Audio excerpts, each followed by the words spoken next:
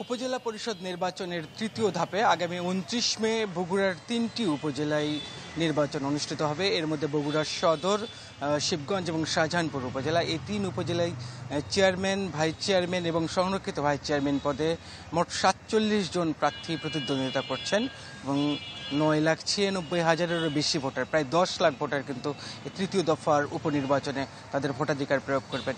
প্রার্থীরা একেবারে সকাল থেকে গভীর রাত পর্যন্ত তারা ভোটারদের দ্বারে দ্বারে যাচ্ছেন, বিভিন্ন ধরনের প্রতিশ্রুতি দিচ্ছেন, তারা ভোট প্রার্থনা করছেন এবং প্রার্থীরা কিন্তু নিজেদের মধ্যে কথার লড়াইয়েও মেতে উঠেছেন। এরই মধ্যে এক পক্ষ আরেক পক্ষকে কথা দিয়ে ঘায়েল করার চেষ্টা করছে। মোটামুটি ভোটের মাঠে প্রার্থীরা যে সমস্ত প্রতিশ্রুতি দেন, কেউ কারো বিপক্ষে কথা বলেন, সেটা কিন্তু একেবারে ভোটের পরিবেশ মোটামুটি এরই মধ্যেই বগুড়ার ৩টি উপজেলাতেই আমরা দেখতে পাচ্ছি। তবে যারা ভোটার আছেন তাদের মধ্যে সেই অর্থে এখন পর্যন্ত ভোট প্রদানের যে আগ্রহ, সেটা কিন্তু আমরা লক্ষ্য করছি না। এর আগের ২ দফার উপনির্বাচনে বগুড়ার কিন্তু প্রায় সব উপজেলাতে ৩০% কম ভোট পড়েছে। সেই হিসেবে এবারের এই নির্বাচনে কতটা ভোটারকে আকৃষ্ট করতে পারবে সেটা এখন সময়ের ব্যাপার। তবে অনেকে যারা ভোট দিতে চাচ্ছেন না, তবে যারা ভোট দিতে চাচ্ছেন তারা কিন্তু বলছেন যে তারা একেবারে দেখে শুনে যোগ্য প্রার্থী বেছে নেবেন। সব মিলিয়ে আগামী ২৯ তারিখের নির্বাচন নিয়ে জেলা প্রশাসন এবং নির্বাচন কর্মকর্তার কার্যালয় থেকে সম্পূর্ণ প্রস্তুতি গ্রহণ করা হয়েছে। তারা আশা করছেন যে একটি সুষ্ঠু ভোট অনুষ্ঠিত হবে। মিলা। ফরহাদ, আপনাকে ধন্যবাদ।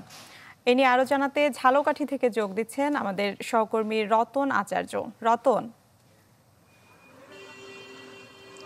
মিলা, আপনাকে ধন্যবাদ। আপনি জানেন যে দ্বিতীয় ধাপের উপজেলা পরিষদ নির্বাচন শুরু হবে আগামী ২৯শে মে। সেই উপলক্ষে ঝালকাঠির ২টি উপজেলায় নির্বাচন অনুষ্ঠিত হবে, রাজাপুর এবং কাঠালিয়া।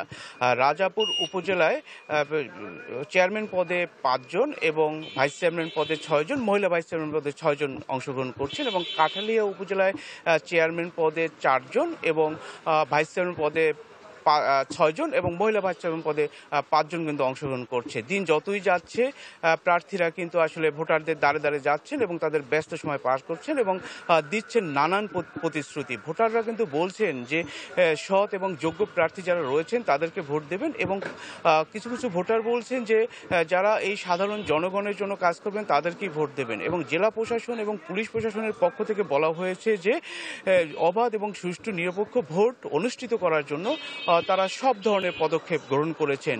এই ২টি উপজেলায় মোট ভোটার রয়েছেন ২,১৫,৮১২ জন কিন্তু তাদের ভোটার অধিকার প্রয়োগ করবেন। সাধারণ ভোটারদের মধ্যে কিন্তু একটু সংখ্যাও রয়েছেন যে আসলে সুষ্ঠু মতো ভোটটা হবে কিনা।